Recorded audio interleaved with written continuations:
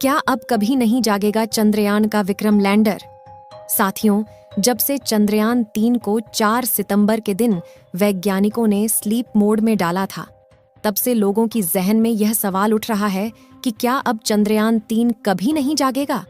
क्या चंद्रयान 3 चांद पर पानी की खोज नहीं कर पाएगा? क्या चंद्रयान 3 का प्रज्ञान रोवर और विक्रम लैंडर हार मान चुका है?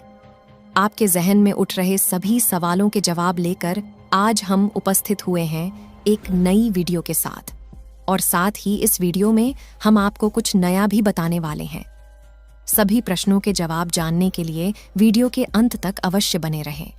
दोस्तों, चांद पर चंद्रयान 3 का प्रज्ञान रोवर और विक्रम लैंडर इस समय गहरी नींद में है। इसरो के वैज्ञानिकों ने 4 सितंबर के दिन चंद्रयान 3 के विक्रम लैंडर को स्लीप मोड में डाल दिया था, और उसके कुछ घंटे के बाद प्रज्ञान रोवर भी काम करने के बाद विक्रम के बगल में सो गया था, क्योंकि चांद के दक्षिणी ध्रुव पर धूप थोड़ी कम पड़ती है।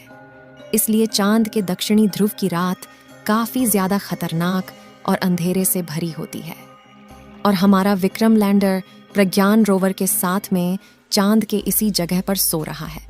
और इस समय दोनों इतने ज्यादा अंधेरे में हैं कि अगर कैमरों द्वारा देखा जाए तो दिखाई नहीं दे सकते हैं।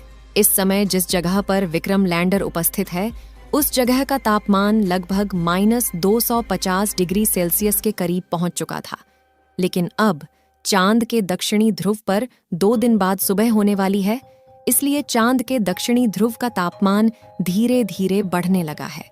यानी कि अनुमान लगाए तो इस समय चांद के दक्षिणी ध्रुव का तापमान लगभग 230 डिग्री सेल्सियस पहुंच चुका होगा। हमारे प्रज्ञान रोवर ने लेजर डिटेक्शन द्वारा चांद की मिट्टी में उपस्थित कुछ तत्वों का पता लगाया था, जिनमें ऑक्सीजन के साथ साथ aluminium, iron, chromium, manganese, silicon, titanium और सल्फर जैसे एलिमेंट उपस्थित है। और विक्रम लैंडर में लगे इंस्ट्रूमेंट के द्वारा सूरज के किरणों की प्लाज्मा रेडिएशन के बारे में भी पता लगाकर हमारे इसरो के वैज्ञानिकों तक जानकारी भेजी गई थी। जैसा कि आपको पता होगा कि चंद्रयान 3 को चांद पर 14 दिनों तक काम करने के लिए भेजा गया था, लेकिन फिर भी हमारे चंद्रयान 3 ने चांद पर केवल 10 दिनों तक ही काम किया था। चंद्रयान 3 ने चांद की सतह पर 23 अगस्त के दिन शाम को करीब 6 बजे लैंडिंग की थी, और चंद्रयान 3 ने चांद के दक्षिणी ध्रुव पर लैंडिंग करके इतिहास के पन्नों में अपना नाम रच दिया था। यह पल भारतवासियों के लिए बहुत ही खुशी का माहौल था, क्योंकि चंद्रयान 3 के सॉफ्ट लैंडिंग की लाइव स्ट्रीम पर दुनिया भर की स्पेस एजेंसी नजर गड़ाए बैठी थी, क्योंकि उन्हें भी पता चल गया था कि भारत कुछ ऐसा करने वाला है जो इतिहास में आज तक किसी भी देश ने नहीं किया। यहाँ तक कि अमेरिका, जापान और चीन जैसे देश इसके पहले भी चांद के इस इलाके पर लैंडिंग करने की कोशिश कर चुके थे, लेकिन इसमें भी नाकाम थे। फिर भी भारत के होनहार वैज्ञानिकों ने इस कारनामे को भी सफलतापूर्वक कर दिखाया था। 23 अगस्त को लैंडिंग करने के बाद प्रज्ञान रोवर और विक्रम लैंडर ने 2 सितंबर तक चांद पर एक्सपेरिमेंट किया था, और वैज्ञानिकों के द्वारा 4 सितंबर के दिन इसे स्लीप मोड में डाल दिया गया था। जिस समय चांद पर यह दोनों गहरी नींद में थे, उसे समय चांद की कड़कती ठंडी में इनके इंस्ट्रूमेंट का काम कर पाना नामुमकिन था। इसलिए वैज्ञानिकों ने उनके सारे इंस्ट्रूमेंट को बंद कर दिए थे, ताकि वह सुरक्षित बने रहें और दोबारा से सुबह होने पर इनको फिर से चलाया जा सके। लेकिन -250 डिग्री सेल्सियस की ठंडी को झेल पाना इतना भी आसान नहीं होता। अगर इतनी ज्यादा ठंड में हम अपने मोबाइल फोन को रख दें, तो हमारा मोबाइल फोन शायद ही दोबारा काम कर पाए, और इसकी बैटरी तो बिल्कुल पूरी तरह से खराब हो जाएगी, और मोबाइल फोन में लगी मेमोरी कार्ड में भी दरारें आने लगती हैं। लोगों के मन में यह सवाल उठ रहा है कि क्या विक्रम लैंडर और प्रज्ञान रोवर के साथ भी ऐसा ही हुआ होगा? तो इसके लिए आपको बता दें कि वैज्ञानिकों को इसके बारे में पहले से जानकारी थी, इसलिए उन्होंने इसका निर्माण करते समय इसमें काफी ज्यादा इंसुलेटर पदार्थ का इस्तेमाल किया था, जिससे कि चांद की कड़कती ठंड में भी ये दोनों आसानी से सुरक्षित रह सके। इसकी बैटरी को भी बचाने के लिए कार्बन जैसे मिश्रित धातुओं से बनी इंसुलेटर का इस्तेमाल किया गया था, जिससे कि टेम्परेचर का बहुत ज्यादा प्रभाव उनकी बैटरी पर ना पड़े।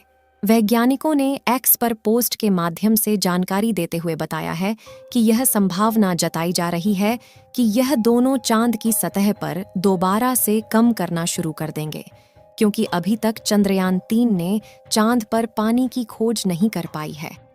ऑक्सीजन और सल्फर जैसी कीमती धातुओं को तो खोज लिया है, लेकिन हाइड्रोजन की खोज कर पाना अभी बाकी है।